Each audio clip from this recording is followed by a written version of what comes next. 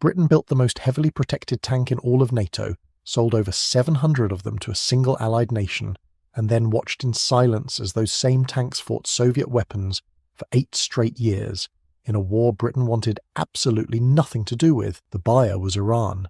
The tank was the Chieftain, and the irony did not end there. The next generation of that tank, the one Iran paid Britain to develop, was cancelled when the Shah fell. Britain kept the design, put it into production for its own army, and called it the Challenger. Iran funded the tank that replaced the tank Iran bought, and Britain never sent Iran a refund. 55 tons of cast steel and composite armour, a 120mm rifled gun, the largest main armament fitted to any Western tank of its generation. A driver who lay almost flat on his back inside the hull, reclined at an angle so extreme that the entire front of the tank could slope downward at over 70 degrees. A turret so thick that its designers expected it to stop a Soviet 100mm armour-piercing shell at close range. And underneath all of it, an engine so unreliable that British crews joke the Chieftain was the most effective tank in the world, provided it broke down in a useful firing position. This was the FV-4201 Chieftain main battle tank. It served Britain, Iran, Kuwait, Oman, and Jordan across 3 decades,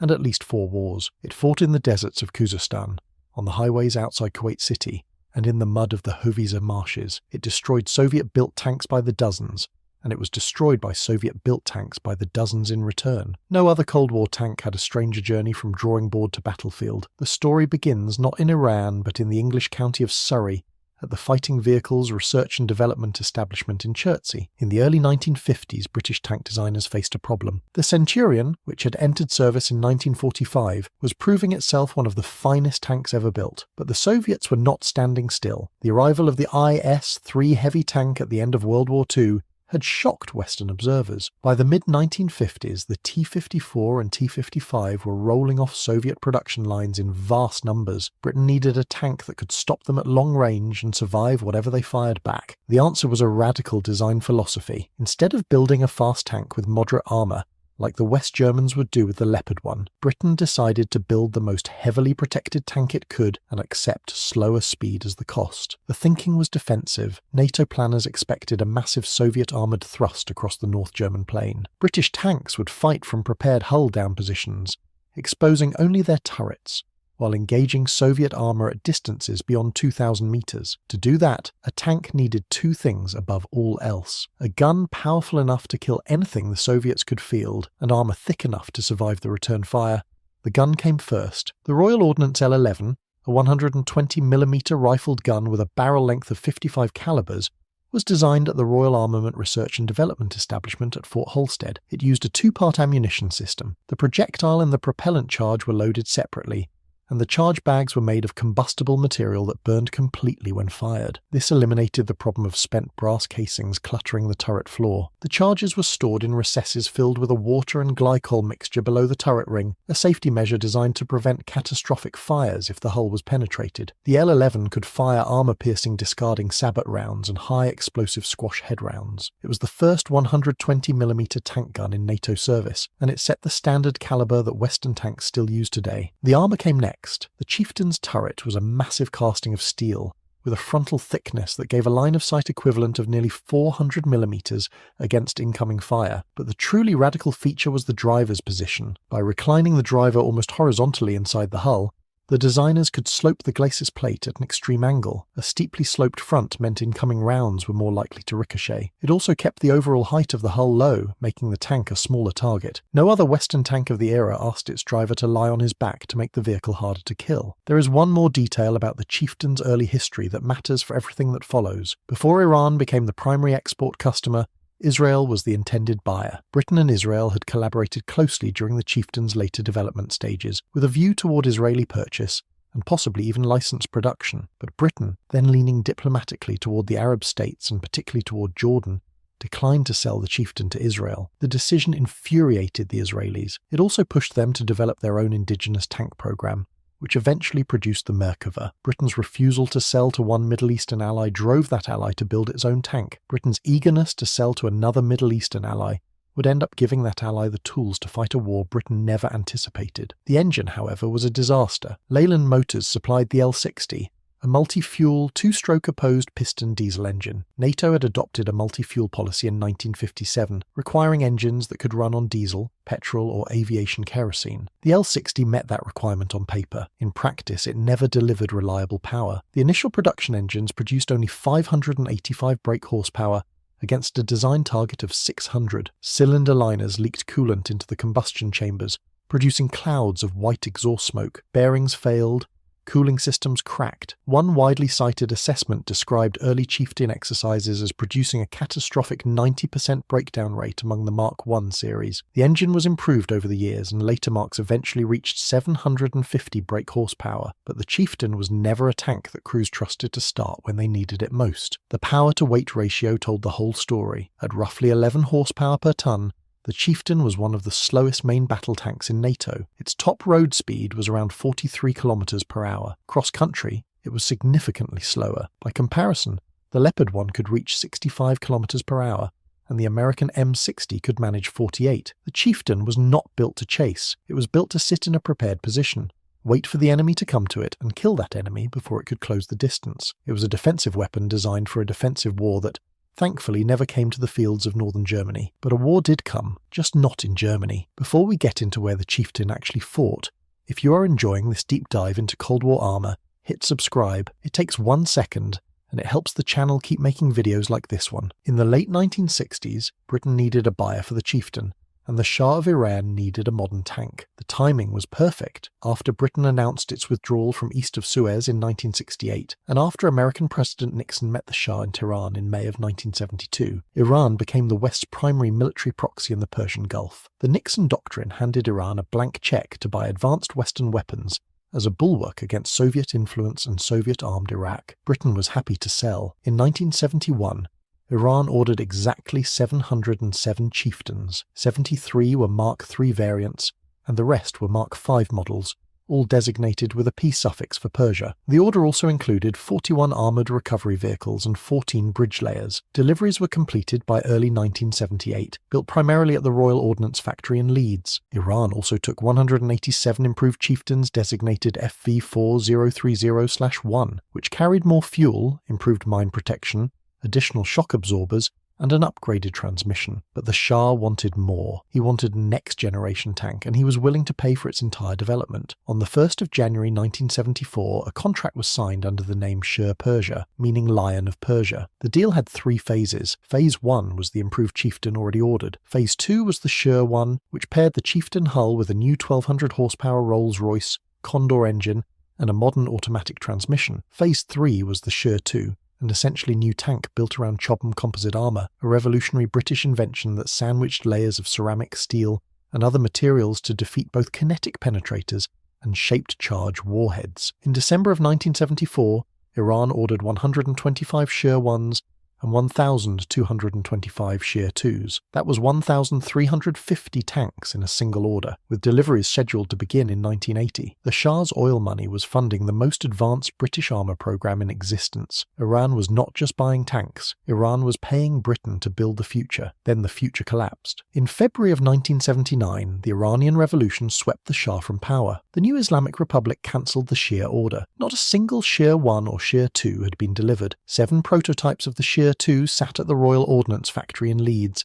tested and ready for a customer that no longer existed. Britain scrambled to salvage the programme. Jordan agreed to buy the Shir 1, which became the Talid. Around 270 were delivered starting in 1981. The Shir 2, with its Chobham armour and Condor engine, was offered to the British Army as a replacement for the ageing Chieftain. The Army accepted. The Shir 2 became the Challenger 1, entering British service in 1983. Iran had paid for the development of the tank that would replace the tank Iran had bought, and Britain got to keep both the money and the design. The financial dispute dragged on for decades. The Shah's government had prepaid roughly £650 million for tanks and support vehicles through Britain's state-owned international military services. Iran received only a fraction of that order. The International Chamber of Commerce ruled in Iran's favour, but sanctions and diplomatic hostility meant the debt was never cleanly settled. The argument outlasted the Cold War itself. Meanwhile, the 700 Chieftains Iran already owned were about to go to war. On September 22, 1980, Iraq invaded Iran. Saddam Hussein's forces crossed the border into Khuzestan province with a force built almost entirely from Soviet equipment. T-55s, T-62s, and increasingly, T-72s. Iran met them with a Western arsenal that now had no Western supply chain. Britain had cut off all spare parts and ammunition after the revolution. The American embargo was even more severe. Iran's chieftains would have to fight with whatever was already in the warehouses. The first major chieftain engagement was a catastrophe. In January of 1981, Iran launched Operation Naza, an armoured counterattack from Dezful toward the besieged city of Suzangerd. Elements of the 16th, 77th, and 92nd Armoured Divisions pushed south with hundreds of tanks, including large numbers of chieftains. The offensive was ordered in part by President Abolhassan Banisadr for political reasons as much as military ones. The chieftains broke through the initial Iraqi lines and advanced rapidly, too rapidly. The Iranian columns raced ahead without infantry support, without flank protection, and without adequate logistics. The terrain was flat marshland. Soft ground turned to deep mud by winter rains. Iraqi commanders recognized the overextension and executed a three-sided armoured ambush. They feigned withdrawal, drew the Iranian tanks deeper into the marshes, and then closed the trap from three directions. Chieftains bogged down in the mud, crews abandoned vehicles when they ran out of fuel or ammunition. The L-60 engines, already unreliable under the best conditions, failed in the waterlogged terrain. The scale of losses is disputed. Iraqi claims reached over 200 tanks destroyed or captured. Other accounts put Iranian chieftain losses specifically at closer to 100. What is not disputed is that Iran lost a significant portion of two armoured divisions in a matter of days. The defeat contributed directly to Banisadr's impeachment 6 months later. The human cost was worse than the numbers suggest. Captain Adar Firuzan, an Iranian chieftain company commander, described his first engagement against Iraqi T-72s near Dasht Abbas in the spring of 1982. His tank was struck in the engine compartment, fuel vapour ignited, and the shockwave from the explosion blew the headset off his ears. His crew bailed out of the hatches and fled on foot across open ground. They survived. Many crews in similar positions did not. Against the T-55 and T-62, the Chieftain's 120mm gun was devastating. The L11 could penetrate the frontal armour of a T-62 at combat ranges with armour-piercing discarding sabot rounds, and the high-explosive squash head round was effective against lighter vehicles and fortifications. In engagements where the Chieftain fought from prepared positions with adequate support, it performed as its designers intended. The T-72 was a different problem entirely. Iraq's Republican Guard divisions began fielding T-72s in significant numbers as the war progressed, and the results against the Chieftain were severe. Retired Iraqi General Rad al-Hamdani described one engagement where the 10th Armoured Brigade's T-72s destroyed an entire Iranian Chieftain-equipped division in roughly 12 hours. Near Qasr-e-Shirin, an Iraqi T-72 battalion reportedly defeated an Iranian Chieftain battalion without losing a single vehicle. No authoritative source documents a confirmed instance of an Iranian chieftain destroying a T-72 with gunfire. Iran prized captured T-72s as battlefield trophies, but capture is not the same as a gun kill. After Suzangerd, Iraqi forces transported captured chieftains from the 92nd Division back to Baghdad for firing trials. Retired Iraqi General Aladdin Hussein Maki Khamis described the tests. Iraqi sabot rounds penetrated the chieftain's front armour and exited through the rear. The provenance of this widely repeated claim deserves caution, but what followed was telling. Iraqi engineers welded additional spaced armour plates onto the fronts of their T-72s, specifically after testing them against captured L11 ammunition. They took the Chieftain's guns seriously enough to modify their own fleet in response. The Chieftain did have its moments of genuine operational success. In the spring of 1982, Iran launched Operation Beit-ul Muqaddas, the campaign to liberate the city of Khorramshahr. Iraqi forces had held the city since the early months of the invasion. The Iranian offensive involved roughly 400 tanks across multiple sectors, with chieftains playing a central role in the armoured push through the Avaz and Suzangerd corridors toward the city. When Khorramshahr fell on May 24, 1982,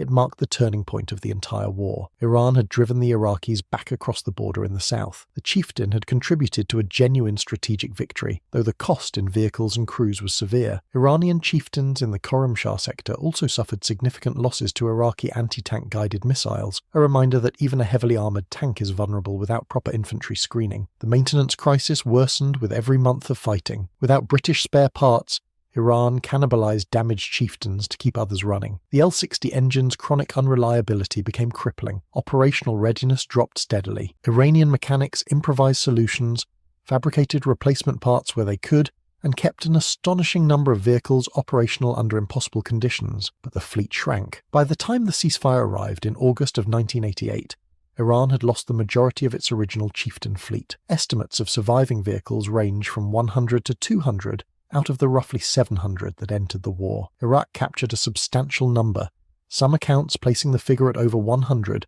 and reportedly transferred around 90 captured chieftains to Jordan in 1988. The Chieftain also fought in Kuwait. In August of 1990, when Iraq invaded, the Kuwaiti 35th Armoured Brigade fielded Chieftain Mark V tanks. At the Battle of the Bridges near Al-Jarrah, 36 Kuwaiti chieftains, crewed partly by soldiers recalled from leave, engaged the Iraqi Republican Guard's Hammurabi and Medina divisions. The Kuwaiti 7th Tank Battalion opened fire at ranges between 1 and 1.5 kilometers, catching Iraqi vehicles still on transporters. The engagement was short and desperate. The brigade eventually withdrew to Saudi Arabia, but the stand at Al-Jarrah bought time for the Kuwaiti government to evacuate and for the international response to begin. Iraqi General Rad al-Hamdani, who commanded the 17th Armoured Brigade during the invasion of Kuwait, later described a remarkable detail from the Battle of the Bridges. His T-72s engaged the Kuwaiti chieftains at close range, but al-Hamdani ordered his crews to load non-lethal practice rounds against some of the retreating Kuwaiti tanks. His officers still considered the Kuwaitis to be Arab brothers